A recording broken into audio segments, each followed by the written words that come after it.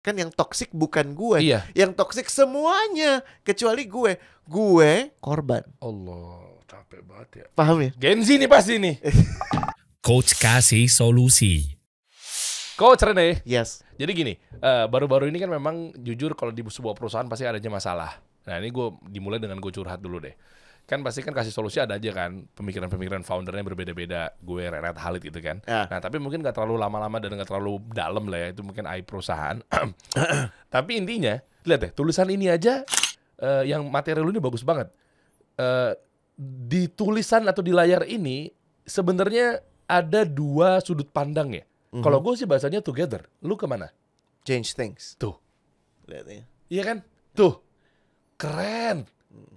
Jadi ternyata ada sebuah ilusi. Ini komersialnya si Apple ya. Tahun 2012-an kalau nggak Wah, salah. keren. Nah, artinya dua tulisan ini ketika dia menjadi ilusi bergabung jadi satu dan 2 orang, 3 orang dan seterusnya melihatnya bisa jadi nggak harus sama kan? Masih ingat cerita yang orang buta? Ada sekelompok orang buta, terus mereka dihadapkan dengan gajah, terus ditanya gajah kayak gimana? Tergantung pengalaman mereka sama gajahnya kan. Kalau megang badannya gajah kayak tembok. Iya betul. Kalau megang belalainya gajah kayak nggak tahu kayak benda yang tubuler gitu kayak pipa. Ya. Ya kan kalau megang kupingnya, ya kan beda semua ya. Iya, betul. Beda ya. Nah itu maksudnya artinya ketika seseorang atau perusahaan atau mungkin ya pekerja, pegawai dan lain sebagainya menghadapi sebuah masalah. Nah ternyata nggak bisa langsung dihakimin ya bahwa oke ini masalah berarti ya udah totally kita akan begini nih, hancur udah kita. Atau sebaliknya, kebutuhan kita seolah-olah kebutuhan dari diri kita untuk meyakinkan semuanya bahwa cara pandang saya adalah satu-satunya cara pandang. Itu juga celaka. Kenapa? Karena akhirnya yang muncul itu bukan upaya untuk memahami satu sama lain, tapi justru gue bener lo salah. Iya. Itu ladang yang subur buat ego. Yang tadi lo bilang Der, kalau gue boleh interject dikit gitu ya, itu namanya skotoma. Yang tadi lo itu ada istilah istilah itu Latin, bahasa Latin bahwa bagaimana mata kita itu yang sudah diberikan oleh Allah ini sangat efektif untuk memfungsikan hidup kita sehari-hari. Tapi memang kita perlu latih untuk bisa melihat lebih dari itu. Karena kalau enggak mata kita cuma melihat apa yang lazim kita lihat. Gue kasih contoh begini deh.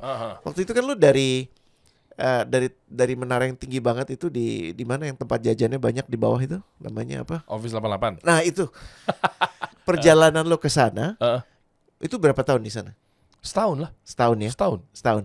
Nah terus udah terbentuk dong. Jadi kayaknya lo merem aja tuh udah bisa nyampe kantor gitu kurang lebih. Bener kan? Apalagi kalau lo nyetir sendiri. Iya. Kalau awal-awal keder tuh. Bener kan? Bingung. Tapi kalau udah berkali-kali ke situ ya udah tahu. Waktu pindah kemari, hari-hari pertama ada yang beda nggak? Oh iya beda. Beda banget. Beda. Itu skotoma. Kenapa? Karena mata lo lagi dipertontonkan sesuatu yang berbeda. Gitu. Dan kalau kita udah punya prejudis, punya judgment, punya punya keputusan sebelum kita coba memahami, maka jadinya miskom. Oh, ini sama halnya dengan rumah gue kebetulan di Hook. Pertama kalinya gue bangun, itu sempat berpikir bahwa nih kalau ada mobil parkir di sini gue ngambilnya gimana ya?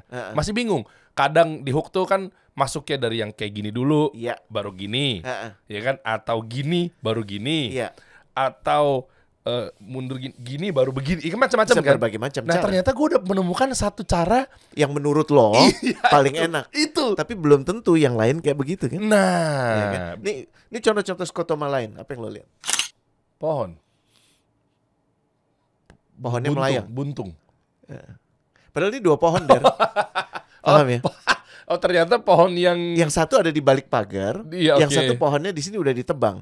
Cuman angle-nya dibuat persis bahwa seolah-olah lebarnya sama. Ya gini nggak usah dijelasin gitu ya. Cuman kalau kita nggak mau kemana-mana, penjelasannya adalah cuman klinik gitu, bener nggak? Oh ini nggak bener nih. Melayang nih pohonnya melayang. Atau ini rekayasa kamera. Ini nggak ada rekayasa kamera sama sekali. Atau yang lebih simple ini deh. Oh terbang perahunya. Padahal airnya jernih banget, sehingga lo nggak merasa bahwa itu ada di air. Nggak, dia lagi terbang, men. Bener nggak sih? Bisa lihat ini nggak? I can't sleep. Iya bener ya. Oh ya, susah kan? Tapi matanya tuh kalau agak keder tuh. Menarik ya. Oh, oke. Jadi ngebayang nggak apa yang lo lihat itu sangat ditentukan dari sebenarnya cara pandang lo terhadap problem. Nah, kebanyakan yang sering kita bahas itu problemnya doang, bukan cara pandangnya terhadap problem. Makanya kalau ngelihat di mana-mana komplain itu kenapa? Karena fokusnya bukan pada cara pandang problem, tapi pada problemnya. Paham bedanya? Oke. Kayak contoh, kantor gue ini toksik banget, ya kan? Bos gue, ya, founder gue tuh namanya Derian Syah itu yang anak hijrah itu, ya, nggak tahu kenapa dia toksik banget, gitu ya. Jadi gue nggak bisa berkarya. Kenapa? Karena dia toksik. You see, pola ini gue sengaja menggunakan contoh lo supaya lo langsung ini kan, ya kan? Gue berharap lo ada respon tapi nggak ada ternyata. Tapi nggak apa-apa, bisa jadi benar. Ya. Jadi justru nanti kalau gue responin, misalnya gue motong omongan orang. Baper, kena juga. Sama gue juga kena kok. Yang edisi sama Amin nih. Ya Allah, ya Allah. Ya, tapi gini, lo kebayang gak sih, itu kan bisa jadi benar, betul bahwa memang lo nya toksik, kantor tempat lo kerja toksik. Tapi atau bisa nggak lo berpikir bahwa yang toksik lo? Oh bisa dong. Nah, iya kan? Bisa. Tapi lo nggak mau kan?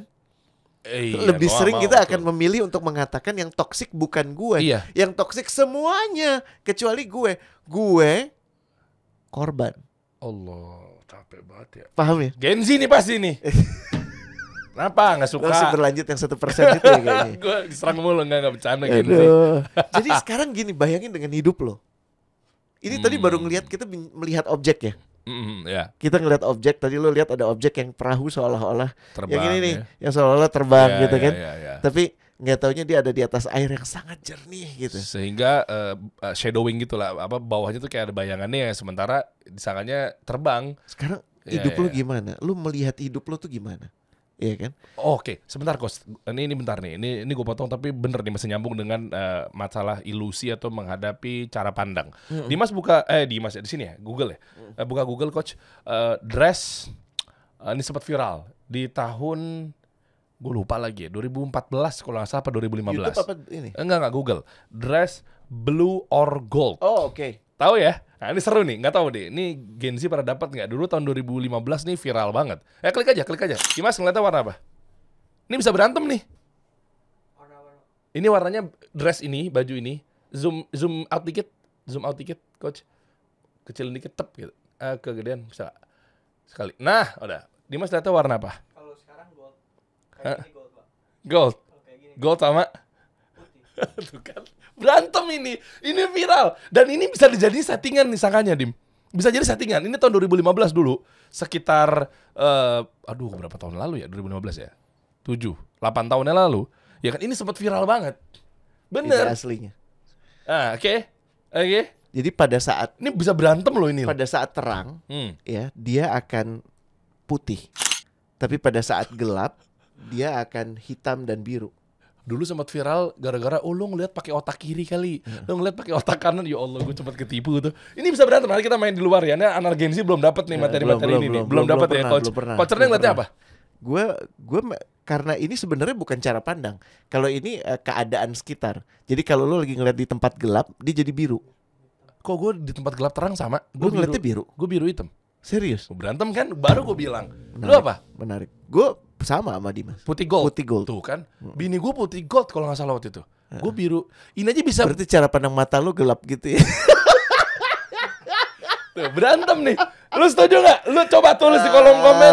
Lu yang anak yang mana? Lu yang mana? Blue gold. Gua lo biru hitam. Black atau gold white gitu ya? Gua blue and black. Coachernya gold and white.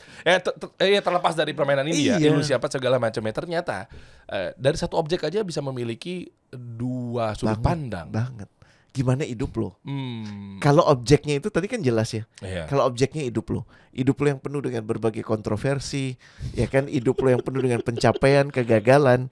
Kalau kita tanya, ini kontroversi dikit deh, gue yakin lo pasti apa ini sih? ya. Yang mana?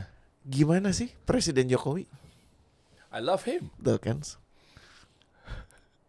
And you? Tuh, I love him too. Kenapa pengen selamat gitu ya?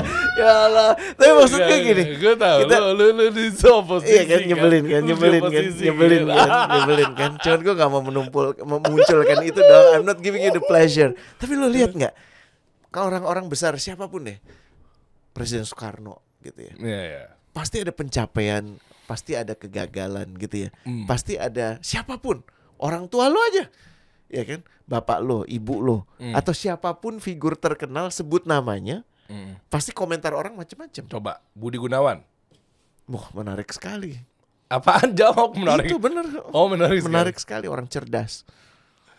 Iya kan, istimewa kan. Baru dia ngomongin mata membohongi diri sendiri. Mata lu kan. Lu masih inget ini gak? Coba gue cerita yang rada jauh supaya kita selamat lah ya. Gak usah ngomongin yang masih hidup gitu kan. John Glepate. Jangan ini bukan aja apa? Itu masih hidup loh. Mana sih? Yang cuma nanya.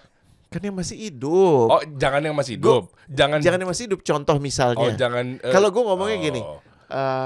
John Plate. Bukan. Dia itu minum alkohol pagi-pagi sebelum bahkan mulai kerja. Waduh. Kacau kan? Iya kan? Dia pun cenderung suka marah-marah, maki-maki orang. Iya kan? Terus bandingin yang kedua, dia vegetarian. Tapi ribut juga pasti. Vegetarian juga ribut pasti. Iya, tapi maksud gue yang pertama itu figur yang gue lagi ceritain namanya Churchill. Ya brengsek juga sih, dia punya brengsek ya, dia yang jajah India gitu ya. Tapi maksud gue dia mengambil peran untuk memastikan Inggris Raya itu bisa selamat dari serbuan Nazi. Sementara lu tahu nggak kalau Hitler itu sebenarnya vegetarian? Nggak mungkin. Bener. Masa sih? Tidak merokok. Jadi memenuhi kaidah mantu ideal. Kenapa jadi ke situ? Tapi bener sih. Bener, mantu kan? pasti pengennya, mertua pasti pengennya begitu. Gitu kan. Kalau bisa baik, tempernya baik. Itu dia temper secara umum baik, kecuali pas kemudian dikasih podium dia marah-marah gitu kan. Dan bikin dunia hancur lebur dengan 60 juta orang mati gitu kan. Itu Hitler. So itu baru orang-orang terkenal. Sekarang pertanyaan gue, hidup lu gimana? Waduh. Iya kan? Hidup lu gimana? Apa lu ngelihat hidup itu sebagai aduh udah gak bisa deh gue ngelakuin apa-apa. Udah telat ya semua ini gitu ya. Iya kan? Ada orang umur 60 tahun bilang telat. Ada orang umur 40 tahun bilang telat. Ada orang umur 20 tahun bilang telat. Iya betul. Makanya yang namanya tingkat bunuh diri itu terjadi di all level. Gue baru ngikutin dokumenterinya, ada salah satu food channel guide yang gue seneng banget namanya Anthony Bourdain. Karena dia kemana-mana gitu ya. Dia bunuh diri Der. Wah baru-baru ini? Enggak, tahun 2000, kayaknya 2016 gitu, 2017. Dia walaupun sudah pulih dari adiksi obat-obatan, tapi dia belum pernah pulih dari adiksi itu sendiri. Adiksi dia itu adalah perasaan bahwa dia harus selalu bersama orang lain. Kalau lagi sepi? Ya itu, munculnya di situ. Ngeri banget. Nah, kan kalau kita sebagai muslim, satu-satunya yang kita bisa kita diajarkan untuk bersandar kan kepada Allah. Pasti. Betul ya? Pasti. Nah, itu yang nggak ada. Ruang kosong itu yang kalau tidak diisi apa-apa, akhirnya diisi macam-macam. Ya kan bisa diisi dengan obat-obatan, dengan rokok, dengan seks, perempuan, judi, kekosongan itu kan. Yang ujungnya pada akhirnya orang ngerasa udah nggak hopeless ya dia bunuh diri. Dia di tengah ketenarannya bro. Lagi di atas ya. Iya. Sama kayak fenomenal 27 yang musisi bunuh diri atau mati di umur 27. Ada ya? Kurt Cobain. Iya. Itu kenapa Der? Gue lupa lagi dulu kisahnya. Ya pokoknya gitulah, panjang lah ya. Kayak gitu juga tuh. Kan ya, ada sebenarnya pasti stres, negatif dan seterusnya. Jangankan cara pandang orang kepada lo, cara pandang lo sendiri aja gimana gitu kan. Kenapa lo nggak memandang ini sebagai nggak pernah terlambat untuk mendesain hidup yang lo mau gitu kan. Ini contoh-contoh aja gitu kan. Kayak apa misalnya kalau kita ngelihat gimana ya pertanyaannya, gue bisa kaya, sukses dan famous, ini kan yang banyak diajukan kepada diri sendiri kan. Pasti begitu. Ya kan? Tapi gimana kalau kita ganti pertanyaan, gimana keberadaan gue bisa berdampak secara positif pada yang lain? Itu kan kita sebagai muslim diajarkan untuk bermanfaat. Sesungguhnya yang paling terbaik di antara kamu ada yang lebih bermanfaat pada satu sama lain. Dan definisi manfaat kalau bahasa Arabnya kalau nggak salah nafkah, yang artinya ada sesuatu yang keluar dari kita. Kita fokusnya untuk mengeluarkan, tapi kita lupa bahwa kita harus mengisi diri kita.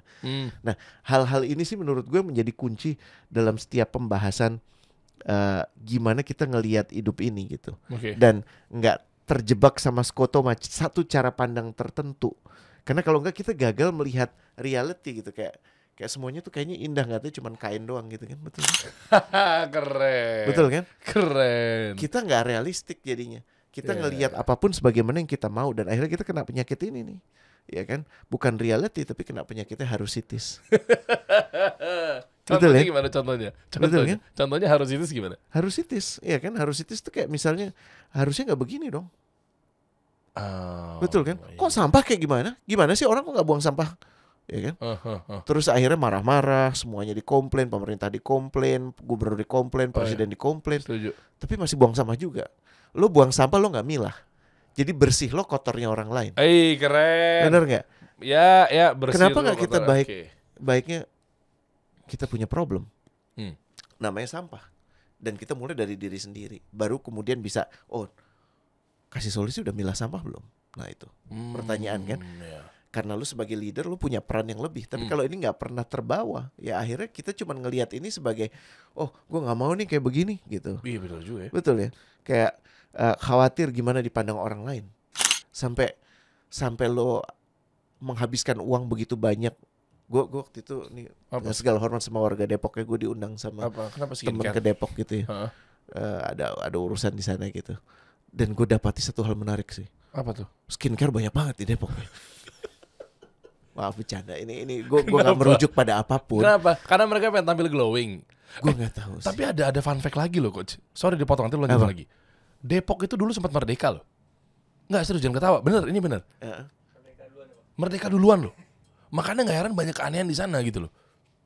Nggak, maksudnya kayak dulu merdeka. Gue nunggu punchline loh. Nggak, jangan. Gue takut nih. Udah di otak sih, udah di kepala sih.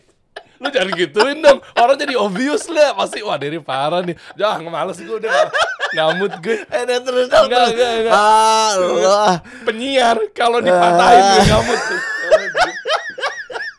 Udah tahu kalau jelas-jelas pancel ngalir aja. Kalau digituin orang jadi punchline gue ambil ya. Udah lu ambil. Udah lu ambil. Aduh maafkan deh. Maafkan udah lama gak di radio men. Aduh. Kayak lo perhatiin gak sih Der, kalau lo kebetulan gue beruntung pernah ke Amerika gitu ya, pernah ke New York. Satu hal yang menurut gue lihat di New York ajaib, tau gak apa? Menurut lo New York tuh kota yang gue belum pernah sih. Realistik atau yang orangnya tuh gimana? Yang tergambar. Orang cerdas-cerdas gitu kan? Loh, tergambar di gua adalah sekarang secara visualitatif orangnya pekerja, keras, cerdas. Ya yang kelihatan kan New York Times Square. Kayaknya tuh orang tuh everybody happy gitu. Ya, semua toko pasti ada ya, ada toko macam-macam jual makanan, minuman dan macam-macam ada, itu wajar. Tapi ada satu yang gue cuma dapetin di New York. Apa tuh? Di tiap blok tuh selalu ada toko peramal Der. Sama barang-barang klinik. Aduh. Tapi nggak heran juga beneran. Mereka masih percaya begituan. Horoskop gitu. Horoskop, zodiak, semua. Jadi menurut gue gini, di satu sisi orangnya sangat materialistik kan, ya kan. Tapi di sisi lain mereka sangat insecure. Bodoh gitu dong. Bodoh dong. Bodoh. Iya. Insecure akan pilihan-pilihan hidup mereka yang mereka nggak bisa lihat. Karena gini, nanti sore kayak gimana lu juga nggak tahu kan. Iya. Nah mereka butuh tahu itu. Jadi certainty itu, intipan ke dunia gaib itu mereka ingin dapatkan dari berbagai macam cara. Di gue sebagai Capricorn gak percaya horoskop. Sama Cancer man, kita udah secure. Astagfirullah. Nggak, itu gue nyindir lo jangan potong di situ. Video gue suka dipotong-potong soalnya. Buruk lo nggak? Khawatir gimana dipandang orang lain. Baik itu adalah khawatir goals kita gimana bisa capai. Gitu, nah kayak gini-gini masih ingat yang kemarin kejadian itu ya, pandemi ya. Bukan salah saya, semuanya salah kan? Kecuali lo, betul kan? Cina salah, Amerika salah, semua salah. Bos gue salah, perusahaan gue salah. Kenapa gak bikin antisipasi ini? Gak ada perusahaan yang punya antisipasi COVID tuh gak ada. Gak ada. Bahkan Bill Gates aja gak. Ya kan, dia cuma memberikan ramalan itu, tapi dia tidak punya persiapan untuk itu. Dan yang terbaik adalah ini tanggung jawab saya gitu kan. Tapi kan perusahaan obatnya ada di dia. Nah itu kan juga kita mesti buktikan gitu ya. Kata orang-orang. Kata orang. Nah itu lagi. Sudut pandang. Iya betul. Iya kan? Mentang-mentang dia vokal di dalam COVID, cukup dia ramai membicarakan itu dan seterusnya, tapi langsung dihukumi bahwa kayak ini adalah cuma konspirasinya Bill Gates. Nah, gitu kan? Belum tentu. Siapa tahu memang ada chip tertanam di... Enggak. Bercanda. Enggak ada gunanya. Enggak bercanda. Gue 3 kali loh vaksin. Gue 3 kali. Alhamdulillah. Konsernya berapa kali? 4. Udah 4 gue. Kok 4 sih? Ya udah 4 lah. Emang sekarang ada 4? Udah. Enggak 3. Emang udah 4 ya? masuk, udah. Lo mau 5 juga boleh. Anyway, ya kan? Nanti makin kaya dia. We finding. Aduh, banyak banget sih obrolan yang kita mau omongin, tapi kita nggak malah omongin. Fokus. Iya kan? Ini ngomong sudut pandang. Lo ini bukan berantakan loh. Kita ngobrolnya bukan gara-gara caplok-caplok terus asal ngomong loh guys. Iya, tapi karena ternyata, begitu banyak hal yang kita butuh omongin. Sudut pandang, mohon maaf nih. Misalnya ada orang inisialnya LBP. Enggak inisial, contoh kan? Inisial, kenapa? Ada masalah apa? Enggak ada di haki kan? Lisang, Bagus Purnawan. Lisang Bagus Purnawan, kenapa? Ya. Ada yang ngomong nih orang katanya bisnis. Kalau ada vaksin menguntungkan hanya dia. Belum tentu. Siapa tahu memang dengan kebijakannya dia tahu bagaimana cara membina negara dan warganya dengan baik. Betul. Iya kan? Dan kebetulan memang punya gambaran bahwa apa yang akan terjadi. Jadi kan dia udah mencari persiapan baik itu untuk dirinya atau bisnisnya gitu kan. Aduh, listrik masuk. Iya kan? Jadi lo lihat ya, wayfinding exercise ini ya bro ya, lo mesti pahami bahwa cara kita nomor 1, dan ini PR buat lo semua ya, kita mesti bisa menuliskan dysfunctional belief. Lo masih banyak, gue yakin masih banyak di antara lo yang kalau mau keluar rumah tuh mesti ngelakuin satu ritual dulu. Dan ini gue nggak bicara ibadah ya. Bukan di luar ibadah. Misalnya ngetok 3 kali. Kenapa sih ngetok 3 kali? Bener nggak? Bener nggak? Bener. Terus ada yang pokoknya minumnya harus. Ada temen gue tuh kalau mau keluar dia harus minum tapi dari semua bibirnya gitu. Gelasnya itu harus ini aneh coach. Enggak, ngapain? Emang ritual itu ngapain buat apa? Gak ada. Makanya gue cuma mau bilang itu kan belief yang ngaco. Yang bener yang mana? Yang udah dituntun oleh Rasul kita. Yang gampang itu. Bener gak? Iya, betul. Kenapa lu mesti cari segala macam bentuk pembenaran? Ada temen gue yang seharian uring-uringan. Kenapa? Gue lupa yoga. Allah. Maksud gue gini, seharusnya dengan lo punya exercise itu bikin lo lebih tenang kan. Tapi kalau lo punya ketergantungan kepada apapun selain darinya, itu jadi problem kan. Iya, betul. Betul gak? Betul. Tapi rata-rata orang-orang yang, maaf ya, OCD bukan sih kayak begitu? Gak bisa sih dibilang kayak gitu. Gak bisa gitu ya? Ini sudut pandang gue lagi tuh berarti gak bisa ya? Menurut gue begini, OCD itu bisa jadi mendapatkan ketentraman dari sesuatu rutin yang dia bisa lakukan. Dan itu gak salah. Makanya diperkenalkan aja kepada agama ini. Jadi sebelum keluar, lakukan duhamu. Misalnya ya, atau pada saat kau mau melakukan sesuatu istighfar dulu. Itu memberikan ketenangan, tapi sesuai dengan koridor agama ini. Iya, kalau nggak ada contohnya, kalau ibadah diisi dengan yang enggak kan? Iya, malah jadi sia-sia. Iya kan? Nah itu, jadi dysfunctional belief ini yang menurut gue jadi kendala terbesar kita. Dan kalau kita bisa tuliskan itu dan kita coba mulai benahi, supaya lo nggak jadi klinik gitu loh. Iya, banyak yang tiba-tiba mungkin dengan mendalami sesuatu dia jadi klinik. Iya kan? Bisa ini ngobrol sama setan, ngobrol sama itu. Nah, kan kita kemarin lagi ngobrol yang soal kelas profit with purpose. Itu matters banget. Kenapa? Karena salah satu cara pandang yang menurut gue problematik adalah saat kita ngelihat bisnis itu sinonimus cuman sama dengan gimana gue bisa dapet duit. Padahal nggak begitu. Tapi kan semua orang juga berpikir bahwa yang namanya didirikan perusahaan yang pasti ujung-ujungnya gimana caranya dapetin duit dong. Ya, memang profitnya diutamakan. Gak mungkin orang bercita-cita bangun perusahaan tiba-tiba jadinya gue pengen loss deh. Enggak dong. Gue nyebutnya gini sih Der, supaya clear ya. Profit itu dibutuhkan. Tapi profit itu sangat bukan tujuan, tapi alat. Paham bedanya nggak? Oke. Kalau tujuan tuh gini, tujuan lo itu beli bensin atau tujuan lo itu punya bensin untuk bisa nganter lo kemanapun yang lo mau. Itu tujuan. Yang mana? Jadi pertanyaan gue. Kan aneh kalau lo, coach, gue pengen punya bensin. Oke, beli bensin aja dari. Iya, udah. Terus ngapain? Beli bensin lagi. Jadi bensin lo tuh penuh aja, tapi nggak lo manfaatkan buat apapun. Sama halnya dengan gini nggak? Kalau memang sudut pandangnya pengusaha atau perusahaan pengen ujung-ujungnya profit, tapi kalau dia cuma ngejarnya profit, segala cara dilakuin. Iya. Tapi bukan melakuin yang dengan beberapa cara atau cara tertentu. Oh, oke. Rumus kebermanfaatan tuh ada 4 der. Oh, oke. Ya, yang pertama itu bahwa lo master di bidang lo, makanya piawai. Kanan atas tuh piawai. Ya kan? Piawai itu indikasinya apa? Lo nggak ngomong, lo nggak perlu bilang gue punya kasih solusi, orang yang datang ke lo.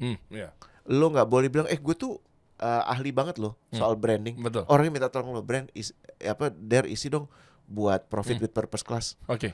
Gitu kan? Oke. Artinya karya lo yang udah jadi duta lo. Dan ini butuh waktu. Prinsipnya begini, apapun itu dalam hidup ini lo kuasain satu hal, satu aja, cukup satu.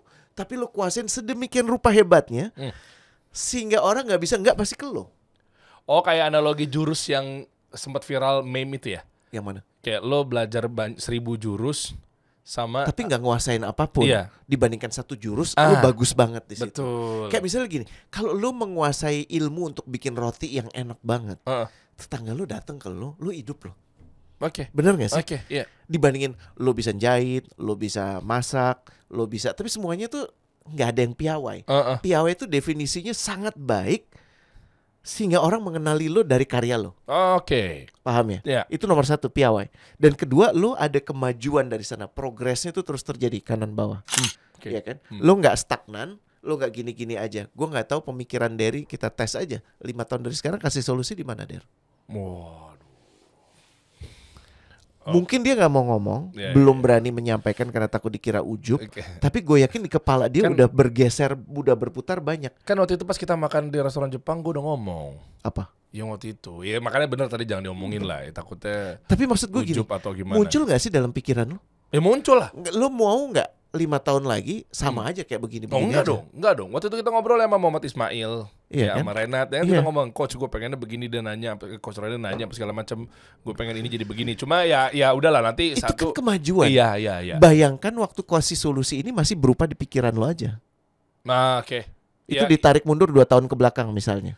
Beda. Belum ada studio. Iyalah. Ya kan? Ya kan belum ada siapa-siapa, si baju hijau belum ada gitu kan. Ya kan?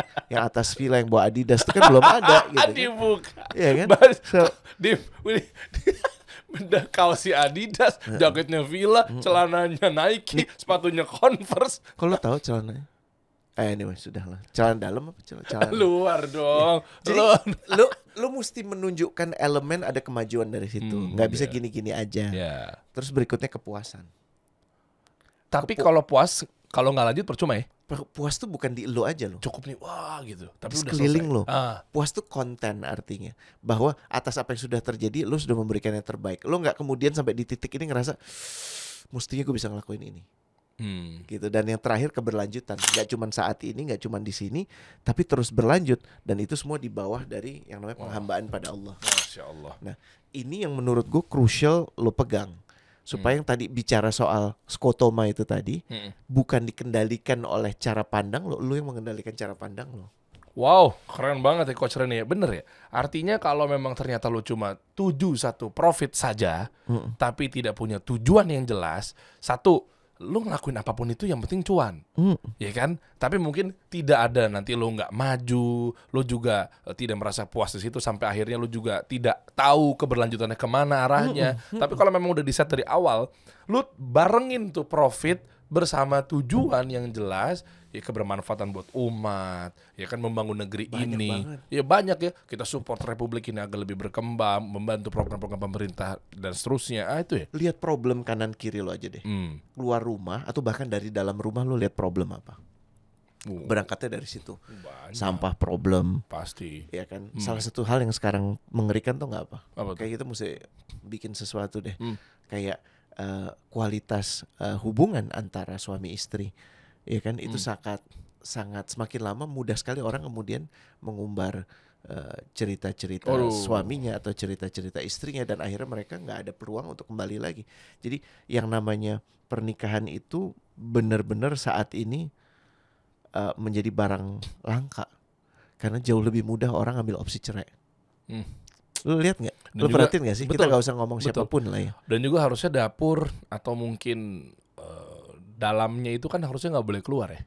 Betul. Iya kan? Maksudnya kalau memang ternyata udah kalau nggak keluar, ada pembelajaran buat siapapun, itu cuma diumbar untuk memuaskan hati lo. Apa gunanya? Konsumsi gitu. publik tapi ternyata itu harusnya Itu dikonsumsi. Ya itu. Makanan, stunting kita masih tinggi. Betul nggak? Ya. Apalagi begitu banyak problem. Perusahaan-perusahaan limbah-limbah. Lu pernah dengar Gunung Agung, toko buku Oh iya, itu tutup kan? tutup kan? Tutup. Kemarin gue baru baca berita. Salah satu indikator kenapa Gunung Agung bisa tutup bandingkan dengan salah satu toko buku tua yang tidak pernah bertambah cabangnya di Tokyo. Dia udah umurnya berapa, Der? Berapa? Lebih dari 400 tahun. Oh iya. Tidak pernah tutup, Loh kenapa? tidak pernah kehilangan customer. Demand-nya karena minat baca udah turun nggak? Iya, minat baca kita sangat rendah. Aduh. Ternyata. Problem kan? Gimana lu bisa mendalami sesuatu kalau lu bahkan nggak mau menekuni untuk baca? Lu pengennya cuman scroll down aja. Berita lu dapat dari sumber yang nggak jelas. Kenapa? Karena lu cuman pakai medsos. Dan lu merasa udah cukup well informed dari situ. Lu baru dengar beberapa kajian 1, 2, 3, lu udah ngerasa ulama. Betul nggak? Problem. Apa lagi? Oh, lu pas buka pintu lo, kan masih dengar kan kalau istilah pagi hari buka pintu, buka jendela yang luas supaya udara segar masuk. Kalau lo tinggal di kota-kota besar di Indonesia sekarang belum tentu. Lo buka pintu yang masuk malah udara buruk. Polusi, problem. Inilah mindset yang tadi gue bilang bangun perusahaan. Ini catatan buat teman-teman pengusaha ya. Kalau memang ngejar profit, ya memang semudah itu dalam arti ya udah gas aja terus. Tapi lo nggak pikirin limbah lo kemana-mana. Tapi lo nggak pikirin polusinya jadi berantakan dan seterusnya. Ya kan banyak data yang gue baca kemarin menarik deh. Ada beberapa ya data analis ya. Kita cek ternyata bumi kita udah hampir nggak sehat dan seterusnya. Ternyata ada top 5-nya itu dari perusahaan. Ya kan bukan dari yang lain nih. Misalnya kasih data menarik ada dari World Economic Forum. Kita secara kolektif sudah 1,5 kali lipat, lebih 1,7 kalau nggak salah, menghabiskan kemampuan bumi untuk menyediakannya. Menarik gini, kalau satu tuh artinya gini, apa yang dihasilkan oleh bumi semuanya dipakai. Kita nih sekarang udah ngambil tabungan. Tabungan siapa? Anak-anak cucu kita. Baik itu sifatnya energi karena pakai fossil fuel masih gitu ya. Baik dari efek gas kaca, batu bara, efek dari pohon-pohon yang kita jarah sehingga tidak punya kapasitas lagi yang namanya hutan untuk kembali tumbuh. Jadi ya udah jadi gersang aja, kita pernah tampilkan pekan lalu. Ini kan banyak yang nggak tanggung jawab. Ini kan dia tebas semuanya. Selesai. Dan kita lihat kan apakah orang-orang yang ada di bidang itu, di bidang batu bara, rumahnya ada di site mereka. Anak-anaknya di situ kan nggak ada. Anaknya di Singapura, anaknya di London, gitu kan? Iya betul. Iya kan mereka tidak akan nyekolin anaknya di Sangatta, betul kan? Atau di tempat manapun di Banjarmasin, betul nggak? Terus mereka juga nggak berpikir juga kali anak-anak yang ada di sekitaran penebangan pohon dan lain sebagainya itu, kalau seandainya anak mereka gimana ya? Tapi mereka bodo amat bukan anak gue ini gitu ya. Empati kan? Ini. Nah ini makanya yang menurut gue krusial untuk kita pecahkan sama-sama. Jadi nggak ada yang salah untuk bikin kedai ayam geprek, ya kan, restoran nasi goreng. Gue mengatakan nggak salah. Tapi sembari lu mempertimbangkan itu, coba juga pertimbangkan yang lain dong. Coba pertimbangkan peluang-peluang yang sekarang mungkin lu lihatnya sebagai problem. Kalau lu mau melakukan itu, menurut gue lu sudah mengambil peran untuk bisa berguna ini. Wah, Masya Allah. Masya Allah, ini jujur kepukul juga ya, dalam artian insya Allah kan kasih solusi juga udah kita petakan. Dari Coach Rani bilang 5 tahun ke depan mau ngapain. Ya bocorannya kalau kemarin kita ngobrol-ngobrol di sebuah resto itu kan bahwa kita pengen kebermanfaatan buat teman-teman hingga nantinya sampai dia meninggal dan seterusnya gitu kan. Selalu ada solusi buat mereka dalam, ya pokoknya itulah. Mungkin kita belum bisa bocorin satu persatu. Artinya insya Allah karena gue belajar sama Coach Rani banyak hal terkait gimana caranya bangun perusahaan nggak cuma sekedar kejar profit, tapi makanya kita istilahnya ada profit with purpose. Ya, profit with purpose, teman-teman. Ya gimana caranya kita membantu mereka semua jadi bisa, ayo bangun yuk bareng-bareng yuk, kebermanfaatan buat umat muslim. Ya itu mungkin visi misinya kasih solusi lah ya. Nah artinya banyak juga gue belajar dari teman-teman atau circle-nya Coach Rene yang kemarin kita hadirkan nih. Pak Budi Isman mampir, Pak Iyal, Pak Sudirman Said. Pak Iyal cerdas banget, Masya Allah. Pak Sudirman Said, ya kan, dan lain sebagainya. Ternyata banyak orang-orang yang memang didatangkan beliau, teman-teman. Makanya program ini hadir juga. Kenapa gue pengen Coach Rene juga ngisi tiap pekan juga? Karena gue tahu lingkungan teman-temannya Coach Rene ini ternyata banyak yang mindsetnya dia ngejar profit beserta purpose-nya jelas. Nah alhamdulillah teman-teman, sekarang baik yang di Jakarta maupun yang di luar, ini nggak perlu khawatir lagi kalau pengen belajar sama teman-temannya Coach Rene. Kayak seperti yang dihadirkan beliau di ruangan ini. Bismillah. Ya, bismillah ya, Masya Allah ya. Jadi teman-teman ini kebetulan kabar gembira buat kita semua, dalam arti terutama mungkin pengusaha, pekerja, dan lain sebagainya. Yuk, kita saling gandengan.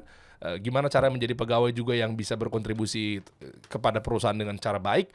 Begitupun perusahaan juga bagaimana caranya men-treat atau mungkin interrupt ke pegawainya agar sama-sama kita memiliki tujuan yang jelas. Nah, jadi kabar ini gue sampaikan ke teman-teman, ini online dan juga offline selama 3 bulan penuh nih mentoringnya teman-teman. Harus 3 bulan, sorry. Iya, betul. Nggak bisa dipersingkat memang. Karena apa alasannya, Pak? Trajektori. Lu ngebayang nggak kalau lu mau nembak tinggi jauh ke atas, Oke. lu butuh siku yang tinggi kan? Oh, jelas. Iya kan? Makanya kami waktu itu sempat debat apakah mau dibuat cuma 3 hari atau sepekan atau sebulan. Oke. Ternyata untuk membangun kebiasaan dan melatih terbentuknya ekosistem yang saling menunjang itu butuh minimal 3 bulan. 3 bulan interaksi. Tapi menurut saya juga 3 bulan sebenarnya cepat. Jangan langsung mikir 3 bulan nih. Coba Anda bandingkan kepada kuliah, kuliah misalnya dan seterusnya itu berapa tahun. Nah, sementara lo hadir di sini, ya yang hadir di depan kita juga bukan orang-orang sembarangan dalam artian yang tadi gue sebutkan di awal ya. Jadi ini bisa dibilang hybrid ya. Jadi ini kombinasi antara online dan juga offline selama 3 bulan penuh. Catat tanggalnya teman-teman ya. Mumpung dibuka nih dari tanggal 15 Juli sampai 30 September 2023. Artinya sebelum tanggal 15 Juli teman-teman bisa langsung daftar. Nah, caranya gimana? Nanti gue kasih tahu ya. Intinya adalah bahkan ada demo day juga. Nanti juga bisa pitching untuk target bisnis langsung sama mentor-mentor. Contoh, banyak startup founder yang memang pengen usahanya berkembang. Nah, di situ waktu yang tepat karena isinya kan juga mungkin investor, ikan apalagi Pak Budisman juga banyak mengelola beberapa bisnis beliau. Haus. Itu dan lain sebagainya. Siapa aja sih pembicaranya yang tentunya bisa ngasih tahu ke kita gimana caranya menggapai profit with purpose? Ada Coach Rene Suwardono. Mantap. Hadir. Mantap ya. Kalau bisa saran jangan cuma sekali Coach, selama 3 bulan Coach Rene. Boleh. Beberapa lah ya. Boleh. Kita gini aja Der, orang-orang istimewa itu kayak Pak Budi kita undang lagi. Iya. Harman kan udah pernah ngobrol di sini. Ya, benar. Terus ada CEO-nya, siapa Warna. namanya? Ada Pandu Rosadi itu yang CEO-nya Ria Miranda. Iya. Nanti kan juga mau kita insya Allah ya. Iya, nanti kita barengin aja sama dia Derry juga tentunya ya. Orang belajar ilmu ilmu branding. Jangan berpikir karena lu cuman bikin usaha untuk yang kayaknya scale-nya nggak gede ya sekarang. Ya mesti dipikirnya dari sekarang gitu kan. Nanti saya tipis-tipis kita bocorin lah, bahkan nggak juga tipis-tipis, semuanya kita buka juga. Kita akan berikan dalam beberapa sesi menjelang 3 bulan itu. Betul. Tapi menurut gue persiapkan diri lo karena masih ada waktu. Ini komitmen waktu, ada biaya juga pastinya. Walaupun kalau misalnya gini Der, gue percaya orang-orang ini berkhidmat gitu. Walaupun kita nggak bisa membayar mereka sepenuhnya harga mereka gitu ya, para mentor-mentor ini. Tapi gue percaya kalau emang lu bener-bener mau dan lu emang problem, kita cariin beasiswa deh. Wow. Gitu. Cuman artinya lu harus menunjukkan komitmen yang lebih dong. Tapi gini Coach, biasanya maaf ya, nggak semua. Biasa kalau beasiswa atau gratis, maaf banget, niatnya beda. Betul sih. Itu ya gimana teman-teman ya? Artinya ya sesimpel kita dikasih gratis. Apapun nih, mau ke acara, event, jadi nggak menghargai ya? Nggak menghargai, lupa, nggak diapresiasi, nggak dimasukin ke kalender, apa segala macam kan? Nah itu yang jadi masalah kalau menurut gue sih. Maaf ya teman-teman, bukan berarti kita nggak mau membantu, tapi minimal ada keluar. Jadi ya, ada kontribusi. Iyalah. Dan di sisi lain juga lo akhirnya merasa ini juga bagian dari proses tumbuh kembang lo. Bener. Sepakat sih Der. Betul ya. Gue pernah buka workshop gratis sama buka workshop berbayar. Ya. Bahkan berbayar lumayan signifikan. Jujur teman-teman, depan mata gue sendiri gue melihat mereka datang. Oke lah, anggaplah 100 orang 100 datang. Yang gratis 100 datang full. Yang berbayar 100 juga full datang. Dan vibes-nya pas gue lihat pakai beda banget. Pulpen aja nggak bawa Coach. Gratis. Ya nggak semua ya gue bilang ya. Tapi duduk iya. Gimana ya? Oke lah gue ikhlas, gue kasih ilmunya. Tapi lu tuh nggak menunjukkan kegigihan. Iya. Nah makanya fungsi bayar tuh sebenarnya itu karena menguji kemauan lo sebenarnya. Datang, keren. Ya udah. Selesai. Jadi kayak nonton. Ya dia ngapain gitu. Maksud gue, dan ilmu yang gue berikan insya Allah sama gitu loh. Maksud gue sayang ketika yang berbayar, kadang di meja udah ada laptop, dia nulis juga, handphone di paha. Saking mungkin dia mau ngabarin semuanya dapat ini gue ngabarin ke bini, gue tanya, kalau lu ribet banget ya gadget lo. Ada yang bilang, iya ini mau sekaligus ngasih ke bini insight karena bini dia lagi jaga toko. Keren banget. Jadi yang dia dapat langsung diaplikasikan. Tahu yang di Muslim Fair kemarin itu salah satunya. Iya, jadi sambil ngabarin, ini. Jadi dia, pejuang-pejuang pengusaha muslim kita tuh lah artian, ya pengusaha umum lah ya, mau non muslim mau muslim, artinya kan kita kan bermuamalah sama siapa aja kan. Sampai ngasih tahu saking semangatnya dia. Nah, itulah fungsinya. Jadi buat teman-teman, saran saya, jadi ini acaranya 15 Juli sampai 30 September 2023. Nah, itu ada siapa aja? Ada Coach Rene, ada Pak Budi Isman, ada Pak Harman juga, ya Pak Harman Subakat, CEO-nya Wardah. Ada ya benar, Pandu Rosadi, insya Allah saya juga hadir di situ dan masih banyak lain. Ya, tentunya ada Pak Sudirman saya juga kan? Ada Silverius Onte juga, itu gue mau undang kemari. Dia salah satu orang yang bisa memutar dari problem pembalakan liar, dari illegal logging, jadi bisnis karbon. Gue mau undang, tapi dia lagi pergi sama Pak Arsyad ke London. Mestinya sih sekarang udah balik. Nanti kita undang. Boleh. Pengen banget tuh. Itu benar-benar purpose-nya jelas banget itu ya. Nah, cara daftarnya gimana teman-teman? Pastikan daftar ya di periodenya 17 Mei hingga 9 Juli 2023. Informasi lebih lanjut nanti kita munculin di deskripsi di bawah ya teman-teman. Ada lagi mau tambahin Coach? Aman sih.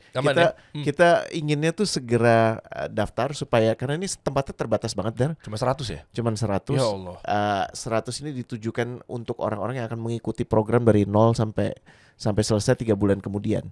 Ada beberapa kelas yang kita buka ketengan, jadi kita buka untuk publik karena lebih the more the merrier. Tapi secara umum slotnya cuma 100. Jadi kalau lo nggak daftar sekarang bisa nggak dapet nanti. Wih mantap.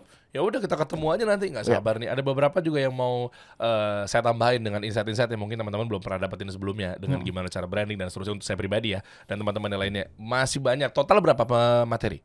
30. Banyak. 30 lebih. Saya suka nih kalau kumpul sama orang-orang seperti beliau-beliau ini karena banyak purpose jelas juga segala macam ya. Mantap, kita tunggu ya Coach ya. Nanti kita lanjut bacain komen teman-teman, kita bahas next week. Coach kasih solusi.